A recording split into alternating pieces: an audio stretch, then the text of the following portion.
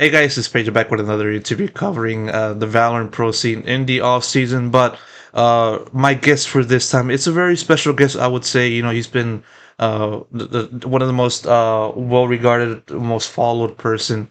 I would say throughout this entire 2024 VCT season. His name is Wedid. Of course, you guys know him as the guy that is currently fighting cancer, and one that is doing so in a very valiant and very uh, um, amazing way. I think that's the right way to say it. And so we did. Thank you so much for making this happen, giving me the okay for this quick interview, and just want to ask you just the usual opener. How are you feeling as of now in recent days? I mean, thank you for the introduction, and thank you for the interview. It's always a pleasure to talk about anything going on in my life. Especially in the situation that I'm in. How am I feeling currently? I'd say it's only getting worse as the treatment goes on. Physically, emotionally, it's getting annoying.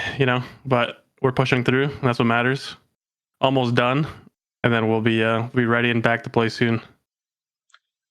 Yeah, and as you said, you're going through chemo. I mean, I've seen people go through situations like that in my life, but I can't imagine what the feeling is like, for you to go through that. And so, how are you kind of, what's the process like for you in just about using chemo and just having to, go through that day by day? Uh, so I have a 3 week cycle for my specific treatment because it's a very intense treatment, and it's like 5 days. So the beginning of my cycle is on a Monday, and then on a Monday through Friday, I'm just doing chemo for 24 hours. So it's like a super intensive treatment. And then during the second week, I do injections that keep my white blood cells up so I don't get an infection. Or if I do get an infection, my body will be able to fight it off. And then my third week is basically just for my own rest, right? So it's a super intensive treatment. And it's initially, I thought it was supposed to be 8 cycles and it was supposed to be much longer. But I misunderstood the doctor and I'm actually only doing 6. So instead of ending like middle of December, late December, I'm finishing on November 1st, like my last day. So No, no, for real, that's very that's nice. That's definitely a good sign, seeing that your condition is to the point where you're very close to the finish line, and for sure, I mean that's definitely one thing that people will absolutely love from hearing from you. And so, obviously, the main reason why I wanted to approach you really first in the first place was just covering your bout with cancer and you know Mhm. uh, battling Grey Zone Lymphoma. I mean, just want to ask you, just getting right into it, because I understand, you're not in the best health to talk for a long time. So, um, moving back over to the start of summer in this Yeah. year, around late May, early June. When did you start feeling that things were starting to go wrong for you and your body? I think it was like May 19th, May 20th, somewhere around there. Uh, I just got back from a trip and my neck was super swollen on my right side to the point where I couldn't even like bend my like head to the right. And then I had like this terrible cough that would just not go away. Like you could ask my teammates even. We were playing and scrimming after I came back from my trip, and I was literally coughing in their ears for like 2 weeks straight. And then at some point, I'm just like, okay, this is not getting any better. It's just I've never felt like this bad before, and luckily I live in Canada, so I could go get like a checkup somewhere, and it's not going to cost me much. So I got a checkup. I got an ultrasound, and then I went to go see a ENT, which is like an ear, nose, and throat doctor, just like a face doctor in general. And he did another ultrasound as well. And then he looked at my like neck, and he's like, "You have like a bunch of swollen lymph nodes. You have like around like almost like 200 on the right side, just like fully swollen." So then he cut my neck open, and he did an autopsy, or I'm not sure if it's a biopsy or an autopsy, but he cut my neck open. I still have the scar here, not really visible, but and then he pulled out 2 lymph nodes and he sent it to for a pathology test. And then I got my diagnosis around like a week later. And then they put in the request to start my chemotherapy as soon as possible. Yeah, because That's the story. yeah, because I remember I think you even competed, a match or so in NA Challengers Split One or maybe playoffs with that in mind. Or I think before you kind of figured out your condition or something like that. Uh, so I competed all of Split 2 with cancer. I found out like maybe game 4 of Split 2, like the diagnosis, but the all of Split 2 I had cancer. So basically, I had an amazing Split 1, went on my trip for the weekend, came back, got really sick, and I was still competing and playing.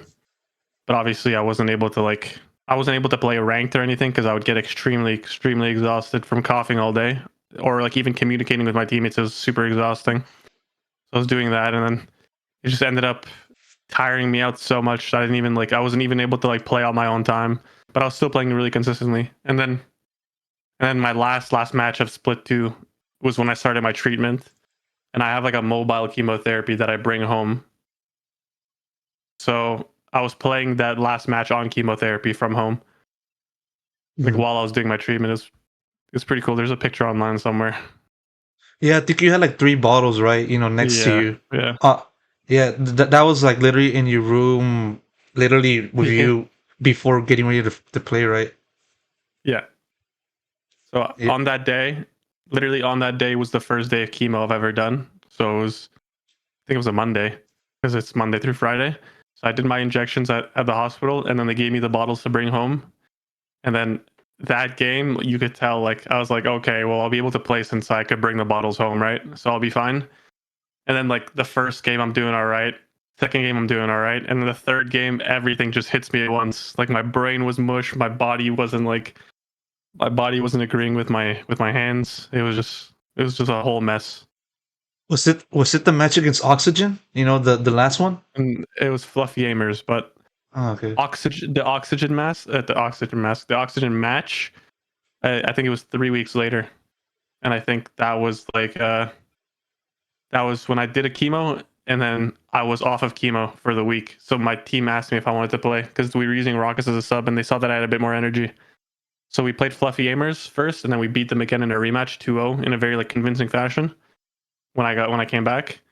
And then we played Oxygen, and it was the first map was pretty close. I think it was like the longest overtime in the whole season. Then we lost, and then the second match, I ran out of steam. My brain wasn't working. Nothing was working for me. Yeah, it's a unfortunate end to a season that had promise, for you guys and yourself included. But still, it's a testament to just your endurance to have to go through that period with the condition being at its worst. Um, Rewinding back into the moment, you received the diagnosis. I mean, what was going through your mind, when the doctors told you, hey, you got cancer. You got first Hodgkin's lymphoma, but then it'll go to Grey Zone. But initial reactions, what was that like? Uh, I'm someone who's very like calm about multiple things, so I don't think I was really concerned. I also felt very safe and confident in like the medical system that I was going to be okay. And there's like there's a little feeling in the back of my mind the whole time where I was kind of like low key like a small chance I feel like I have cancer, or like there's like a chance right now that I feel like I have cancer. I'm just going to mentally prepare myself for the worst. And that's kind of what it was. So ended up being cancer, and I was like, okay, well, now I got to deal with it. Guess I got to get ready for my treatments. I won't be able to play as much as I think I will. I have to take a little break from it. I'm gonna be bedridden, and that's basically what I prepared myself for, and then that's how it was. So somewhere deep in the back of my mind, not even on the back of my mind, I just genuinely knew. I had a small feeling that I had cancer, so I was ready for it. I think. Did it even surprise you for how calm you kind of took the entire situation in? Because I mean, for many people, when they hear the news that they have cancer, it's a world breaker, for them. But listening to how you kind of took it in, did it kind of surprise you internally? Uh, y- yeah, it didn't surprise me at all. Honestly, I think a lot of questions were being asked by my family, or my brother, or my friends, and they're like, "Oh, how you feeling?" I'm like, "I'm okay." I mean, it's the worst that could happen, and if I survive this, then I'll be fine. Like I think it'll make me a stronger person for the future. And then the question that would always come up is like, I know you're like okay mentally, but like, has it like sank in yet that you have cancer, right? Because I feel like that's like the question that was asked to me like the most. Like, has it sunk in yet? Like, do you like you have cancer, but do you know that you have cancer? Like, Yeah. are you like ready for it? And I'm like, yeah. I mean, it's not much of a difference to me. Like, I was ready for anything, honestly. Yeah, because there's the kind of coughs that people would have, and then there's the cough that you experienced, and that was like probably the absolute like unbearable kind of things that let you know, okay, something's wrong with me. Like actually, something's wrong with me, right? Yeah, I mean, it was there, and I was like, okay, yeah, this is pretty bad. hmm And then by the time, okay, so when the diagnosis was given to you, exactly what day was it? Because around June, that's when you decided to go public about the whole thing. You took it to Twitter and just say, "Hey, everybody, I got cancer. We appreciate if you guys gave me the support." So, well, when was the diagnosis, and then how long did it take for you to then go the public disclosure? I'm a very open person about like everything, so I kind of did it just like a couple hours after I got the diagnosis. I was like, okay, well, the second I heard that I got Hodgkin's, I tweeted about it, and then when they told me that it was a mixed diagnosis and I have Grey Zone, I I gave a little update correcting my mistake. So I think it was like late June or like mid June or something, and I just did it instantly. I didn't hesitate. I was like, yeah, I want people to know. Oh, that's kind of interesting because I thought like it would like take a few weeks or days, but not No, literally hours. yeah, yeah, I did it right away. I didn't hesitate. I didn't worry about it too much. I just said, all right, if something's wrong, this is the reason, and if you see me performing or you see me not playing, then you guys know why. Because I was gonna have matches eventually, and I feel like there was gonna be a point where I couldn't play anymore, so I had to let people know why. Pretty simple stuff, in your mind, but obviously, well, when the rest of the Valorant community kind of saw what you said, everybody was just sending million like lots of love Yeah. towards you, just telling you to get better, man. And myself included, I was a part of the crowd. What was your reaction when you saw the amount of people coming in supporting you, not just from your family, but everyone from the community? It's always a good feeling. It's always good to know that you're not forgotten. Uh, it was super nice, and it was super heartwarming to just sit there and be like, okay, well, people care. People want you to get better. Even people that you think that you'd have like differences with, they're always there to be like supportive, because it's not like, because at the end of the day, this is not something that's affecting them in game. It's something that's out of the game, and it's like something that's a life changing thing for most people. I mean, it affects everyone around you. It affects your friends, your family. So I think that everyone was being super supportive. It was super nice to see. Yeah. What do you feel was the biggest change you had to make, for yourself when it comes to having to live with this condition? Oh man, I don't even know. I mean, the worst thing is knowing that I can't touch my computer without getting tired. Like if I need to do anything that requires my brain for maybe like 15-20 minutes of like brain power usage, I'll be physically exhausted for the whole day, and then I'll be done with it. I'll be like, this is too much. I can't do it. Like, I play a Valorant game or two, and then the whole time my brain is just not working. It's super hard to keep your brain motivated, keep your brain relaxed, because it takes a toll on your whole body, whether it be your brain, your body, and then you're using everything at once, and then it just tires you out so fast. And yet you still took the decision to even compete because you took a bit of time, competing still with your team, through split two and then a little bit through playoffs. I know you took a little bit of a step back for one game in playoffs, but still, Yeah. what enabled you to just say, okay, screw it, I'm just gonna still play, despite everything. Well, prior to the diagnosis, it was just like a big cough, and I just thought it was annoying, so I just kept playing. And then after I got the diagnosis, I'm like, okay, well, I got the chemotherapy at home, so I might be able to play, even if it's like a little uncomfortable. It's hard to control. But then after a while, I'm like, okay, this is too much. I can't handle it anymore. So I just told my team, and we got Raucus as a sub. Shout out to Raucus for stepping in for us and helping us out. But we got Raucus as a sub, and then I ended up doing a watch party when they were playing into Berlin, and they lost really hard. And the team saw that I had a bit of energy when they were watching it back, and they just messaged me, and they're like, "Look, man, you have a little energy. You have a little bit of energy. You know, we got here as a team. We wanted to like lose together as a team, you know." And so they brought me back in for the last game, and I agreed I'll play the last game. And then we ended up playing, and we beat Fluffy Aimers, which was good. Lost Oxygen in like a close map one. So it kind of shows like even if we're going through this, like still able to hold my own for a little bit, not too much, but for a little bit. It was kind of nice to see, and it was good to see that my teammates were still super supportive of me and everything, and really wanted me to play with them. No, So yeah, it was for super sure. nice. Yeah.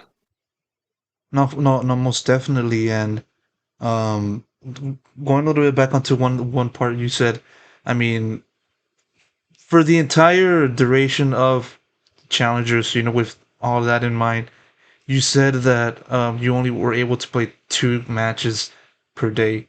Like literally, was it literally like that throughout the entire time frame? You didn't really play any much ranked.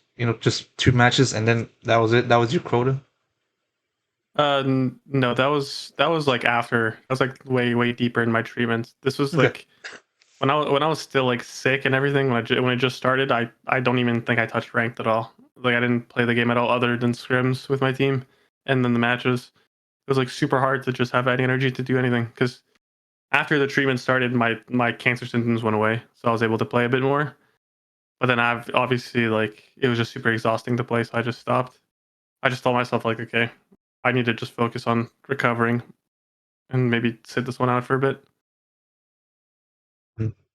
And then uh you sometime after the initial diagnosis, as you said, the doctors gave you the correction of Grey Zone Lymphoma, and you described it as a cancer that is very rare. 1 in 2 million people get that cancer. Just to show the public how rare it is. Uh, I mean, when you received that news, that correction, did anything change within your mind as to like, oh damn, this is probably pretty much more serious than I thought. No, nothing changed. Honestly, it was the same thing for me. I mean, saw the same thoughts in my mind, which was like, I still feel confident that I'm gonna get better. I still feel confident in our medical system. I still feel confident that I know the doctors are gonna know what to do when it happens, or what treatment to give me. So far, so good. I mean, on the 26th, in 4 days, I'm gonna get a PET scan. I finally has an update after 4 cycles. So that's like what 12 weeks of being going through treatment so far. So I'm ready for that. I'm excited.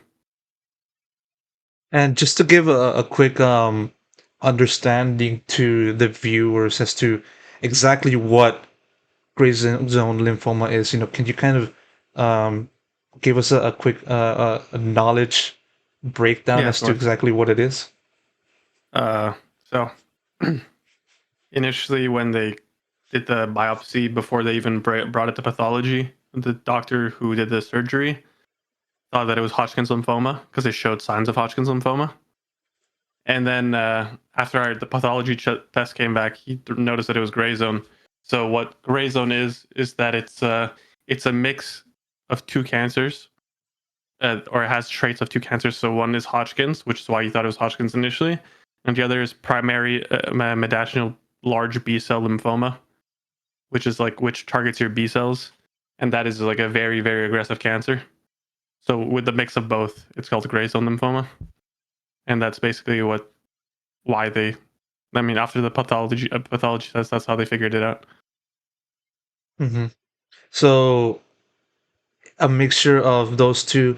So as a result, it's a much more aggressive type of cancer, then, right? Yeah. So Hodgkin's is a very curable, very normal cancer. That's basically like the most curable lymphoma, I'm pretty sure. And then they were like super confident about it. And then when they told me it's gray zone, they're like, oh, well, this is much more aggressive. So yeah, that was like the only difference. That I guess it spreads faster if you don't treat it fast enough. And luckily, I think we found it at like stage 2, which means that it only spread to like 2 places in my body. So it was like my neck and my chest. Yeah, so they caught it pretty early, I'm pretty sure. And it's mostly stayed within those two aspects, the chest and the neck. Only that hasn't really spread. I think it's only. Well, I mean, I did a whole PET scan and they only saw it in my chest before I started treatment, so I think that's what they thought. Mm-hmm. So it was only it started in my chest, I think, and it spread to my neck. Mm-hmm.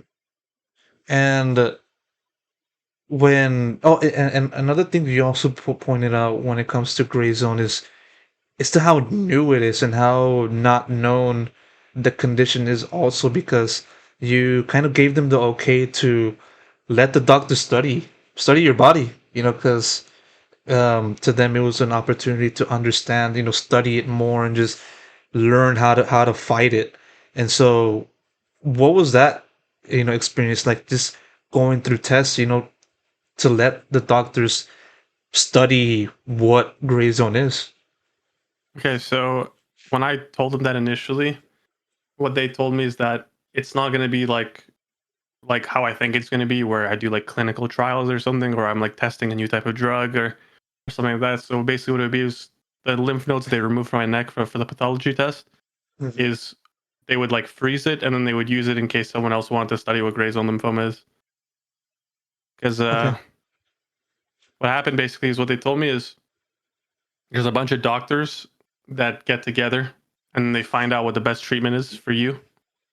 It's called like in the hospital that I go to, it's called a tumor board. So basically, it's multiple doctors get together. They go over multiple cases and they all agree on a consensus together for what the best type of treatment is. And what I heard is that a lot of nurses and doctors that were there didn't have I've never even seen a case in real life yet, or they've only heard about it online or they've read about it, but they've never seen a case. So they ended up just giving me the strongest treatment that they could since I'm young and my body can handle it. Hmm. And in total, just how many sessions of chemo have you done so far? So far, I've done 4. So it's 4.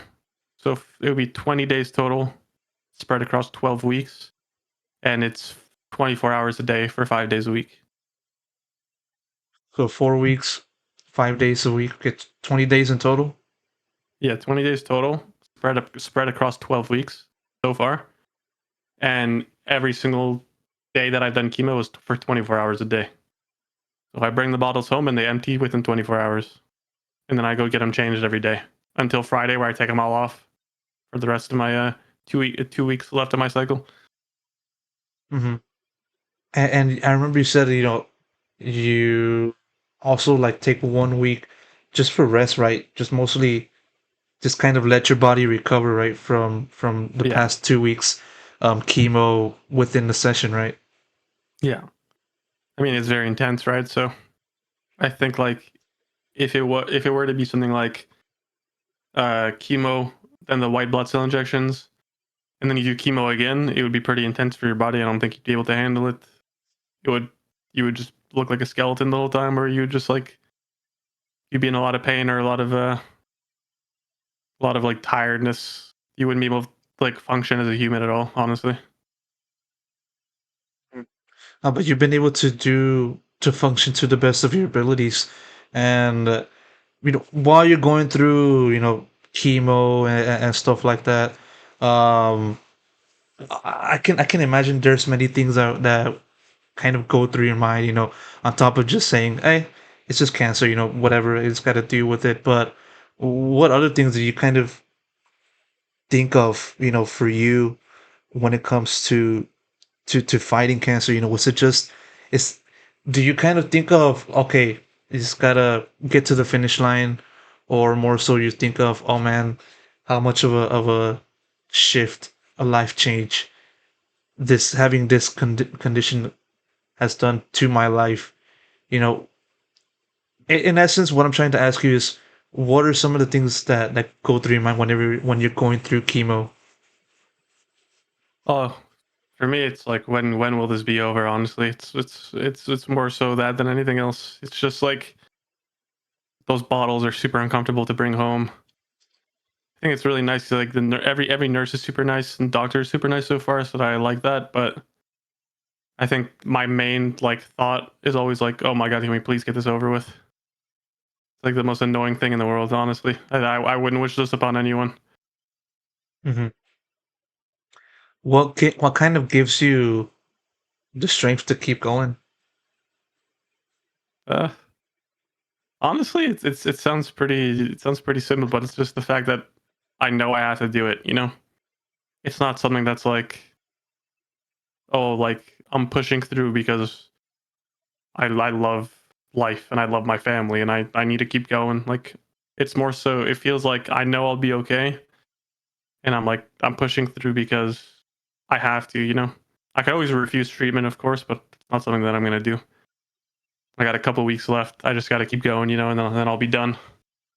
Like obviously, like I love my family. I love that they're taking care of me during this time, but uh, obviously it's for myself. You know, it's for my own health. It's for my own future. You know, I just gotta keep pushing through. That's what I keep telling myself.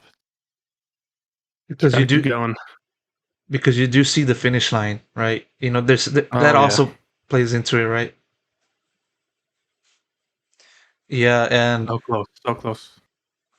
yeah, and I kind of mentioned this to you before the start of this conversation about how I've had people had cancer, you know, fight through cancer and even pass away from cancer. And so not many people are able to go through this situation just having to fight it, overcome it, Hmm. and you know keep going. But for for for for me, I kind of think about, you know, does does the thought of death come into their minds? You know, does that ever cross into your mind?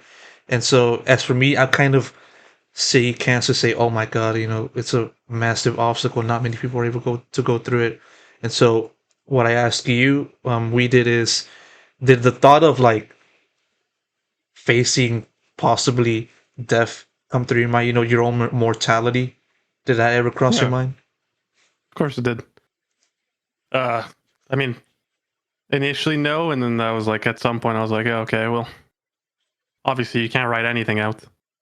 But you definitely don't want to keep those thoughts in your head, you know? You definitely don't want to you don't want to manifest these kinds of things. You know, you don't want to think about it. You don't want to worry too much about it because it just makes you feel much worse in the long run. And then when you start thinking, especially in a situation like this where all day I'm laying in bed, you know, every single day I'm in bed for what from morning to night. I go downstairs to eat sometimes and then I'm back to laying in bed, you know. So the more time you have to think, the worse it gets for you, I think. But I mean, this stuff crossed my mind a couple times, but even without cancer, death has crossed my mind as well, you know? So it's just a regular thought that I think it's normal to have for anyone, you know? Hmm.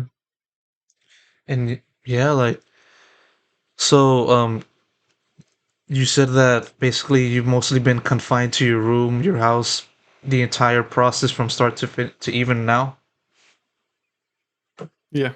I'd say that's it. It's mostly just at the beginning I was getting out of bed, going on walks, and then as the treatment went on, I was like, I can't even walk anymore. I'm so weak. Like my legs turn to jello when I walk up the stairs, and I sometimes fall almost fall down, you know?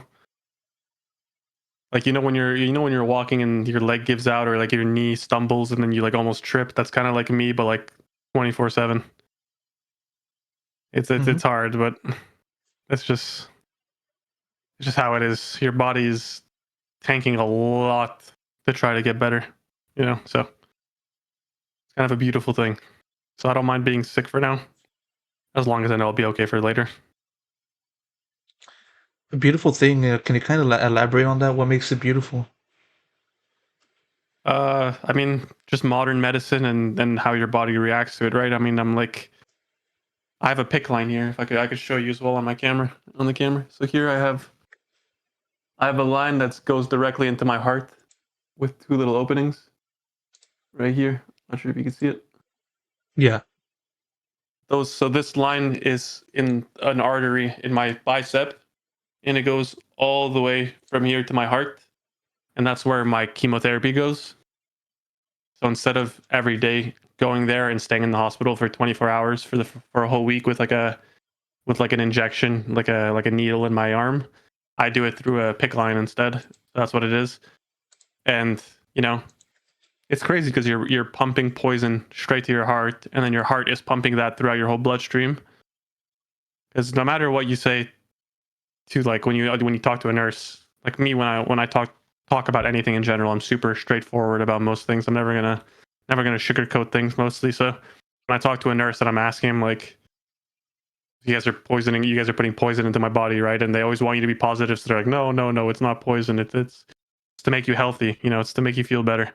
But chemotherapy essentially is just poison that's killing your reproductive cells. You know, like your hair, your nails, your cancer cells. You know, it's killing Hmm. them before they reproduce. So that's why, like, you stay bald the whole time or something. So yeah, so I think it's a beautiful thing because it's medicine is so advanced, you know, and not and the human body's a beautiful thing. I mean, just look how I adjusted over time. You know, like, first week it felt terrible. Second week it felt a little worse. Third week it felt a little worse. But every single time they're adjusting my dose to be much, much higher than the last, right? Because I have a dose adjusted chemotherapy because it's super intense, right? Yeah. So every time they're adjusting it more than the last cycle. And my body is, like, only slightly feeling worse, you know? So it's kind of crazy how your body adapts to literally having poison put into your heart and just it's spreading throughout your whole blood system, you know? So that's why I find it's kind of like a beautiful thing, and how I'm lucky to be in such a deep time in the timeline, you know, where medicine is so advanced to the point where we could just do these things and I could become healthier, you know? It's the process of just having to see your body advance and just change itself in order to live in this current lifestyle, right? It's just having to experience that, you know, instead of just having to observe it, you know, from like a video or something that kind of gives enhance the experience for you, right? Yeah. I mean, definitely it's definitely you definitely notice it when you experience it more than others because, you know, sometimes people look at people who are sick or going through chemo and they're like, "Oh, this guy's fine." Like, he's just feeling a little down, or he just lost a little bit of weight, but it's so much more than that. Like, your brain takes a big hit, your whole body takes a big hit, your mental takes a hit. Everything is just getting attacked at once, you know. So I have a lot of respect for people that went through chemo, especially like 10, 20 years ago, you know. I mean, every decade cancer research and cancer treatments get more and more advanced.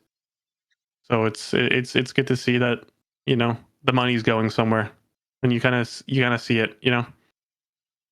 You know, in my mind, you know, for a little bit, when it comes to looking at chemo, I thought it was like, huh, having radiation put it into to your body or something like that.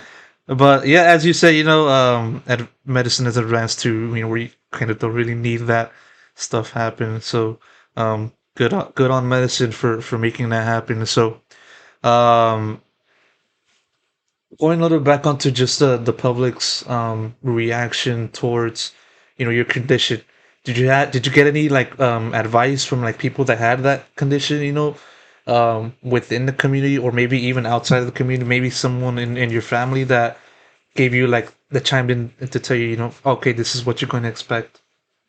Yeah, there was a lot of I got a million messages from the community. I knew what to expect because my uncle had lymphoma as well. My uncle in Poland, and he went through it about like 10 years ago, and he survived, but he had it much worse in terms of, like, how his body reacted to it. He lost like a lot of weight. He literally looked like a skeleton. I couldn't recognize him after he was done his treatments.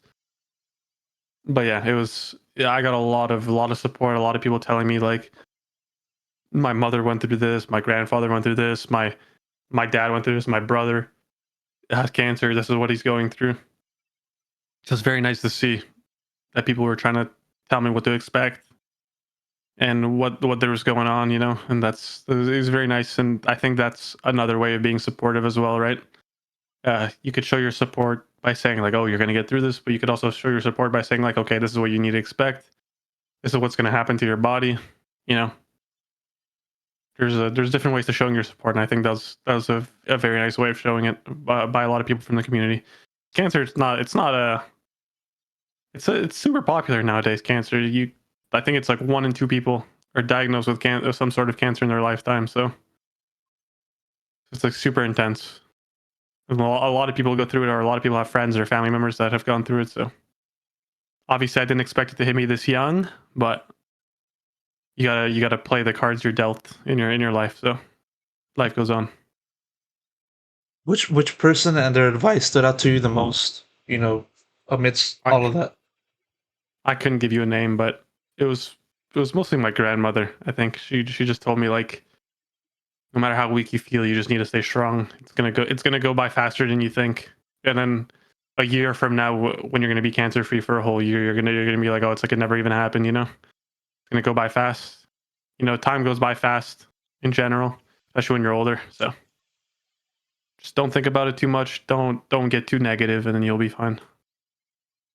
There's also one thing to think about is just having cancer impacts your life in not just a physical but also mental way. Once you know hopefully once it does go away for you, you're gonna have to go through life after that. And so what I'm trying to get at is, um, did having cancer change your outlook in life? From the time you received the news to even right now. Yeah, I'd like to think so. I think I went from like I think I was just really lazy. I think I kind of noticed that back in the day. And I think once I'm ready to get back into doing what I'm doing, I'm gonna be a lot more motivated. You know, do things the right way. I think I want to be a lot nicer as a person. I mean, obviously, I'm not gonna be like a saint, but I definitely do think that there's times where I want to, you know, be a better partner for my girlfriend, or be like a better son to my mother. You know, sometimes I'm an ass, so definitely some things that I want to change for the future when I'm done with the treatments. Hmm. And going back into the chemo stuff, or more so just the entire treatment. What do you think? Which time frame do you feel was the most difficult for you, personally, and why? Oh my, that's a hard question. I don't really know. I think I think the longer it goes, the harder it gets. You know, so I think right now is the hardest because you know as you get increased treatments, you get harder or stronger side effects. So you know, right now I'm dealing with this thing with my throat, and it's like really killing me every time I swallow my saliva or anything. I'm just in a lot of pain, or like the neuropathy in my fingers. So I haven't felt my fingers in months. You know, so it's I'm just at this point it's kind of like I'm tired of it, and I'm just ready to get out of get it done with. You know. Hmm. And when it comes to also just having to show this to your condition, disclosing everything, just giving everybody an update, whenever you're able to present one to the people and tell them, okay, here, this is what I'm going through, this is how it is, and this is how I'm, going through it. Two parts in this question. What kind of gives you the motivation to present to people, like, okay, I want to show my story as it transpires? And the second part is, what do you hope people can learn about taking in your experience? Uh, what was the first one again? Sorry, my brain shut off for a sec. Yeah. um I was going through my train of thought. We'll circle back on the first part. The second one, you could just Second answer that part, one what can for yeah. people learn? I think it's more so like the one thing that I learned that I want people to learn is, I mean, I tweeted this as well, is just never take your health for granted. It's like when your nose is blocked. You know, when you have a blocked nose, and then you're like, oh my god, when my nose unblocks, I'm never gonna like, I never want it to block again. You know, it's kind of like the same thing for when you're going through like a sickness, and then your body's feeling down, and you're like, oh my god, I just can't wait for the sickness to be over. You never know how good you have it until something hits you. You know, you never know how good you have your life. You know how good things are going until you just get hit with like something random like cancer or lymphoma or something like that, right? So yeah. So one thing I would say is never take your health for granted. You know, always make sure you're checking up with your doctor. Make sure make sure you know you're healthy. I think that's the main thing that I'd say. Going a little bit back onto the first part of the question, just more to talking about um just covering your decision to show everybody, the process, the road that you're taking. Um, what do you feel is the most easiest and hardest part behind that process? Of what process, sorry? Yeah. Of not taking your health for granted. Is that what you mean? No, just the process of showing your condition, the disclosing, showing it to the Oh, public. That's what I'm trying to say. I think that I think it's super easy for me because I've always been super open about everything. I've always been super talkative. You know, whether it be with my teammates, with my friends, with my family, I'm always super open about everything, especially my followers. I mean, I've always been one to just give life updates in general. The hardest thing I'd say is there's always a bunch of weirdos online, right? And when they get access to information like that, they use it against you in a way like where it's like, oh, I hope you die, or I hope it doesn't end well for you. You know, and that's always going to be the hardest thing. But at the end of the day, it doesn't really impact me as much because I know I'll be fine, and it's just a bunch of words from a bunch of people that are like usually miserable. So it's usually how it goes. You Yeah, actually easiest. It was super easy. you actually had people like send threats like that. I wouldn't say threats, more so just kind of like oh you're using this for attention or something like that, or like oh like I hope your treatments take much longer. Or I hope it's over. Yeah, there's always a bunch of weirdos online. I mean, we've had like stalkers before and stuff like that who just like try to rip apart or psychoanalyze every single little bit about your life and then use it against you. You know, there's always people like that online. So yeah, there's definitely been a small bunch, but it's often it's often suppressed by the amount of support that I'm getting. You know, so it doesn't really bother me. No, for sure. That's definitely great to hear. And just kind of can I ask you for a quick check? How are you feeling? Are you feeling still all right? Yeah, I'm okay. I could go for maybe like 10 more minutes. Yeah. Okay. Yeah. I just wanted to know, understand, how you're Yeah, feeling before I kind of go past. I can't find the right words, man. You understand what I'm trying to say? I get you. I get you. Don't worry. All right. And so, with that said, with all of the things that we kind of been talking about, um, what do you feel is the biggest thing that you will take with you, as in biggest thing you learned from this entire experience? I know I'm kind of circling back on a prior question, but that's kind of what I do sometimes. So yeah. I think it's my health. You know, biggest thing I'll take from it is that if I'm able to get through this, I'll be able to get through anything in the future. You know, it's like a couple months of me just being at the lowest point of my life, physically, emotionally. You know, so I think it's kind of that. You know, if this is the worst point of my life, then it's only going to get better from here. That's the best thing that I could take from this. Hmm. And I'm just going through my questions from everything. Okay.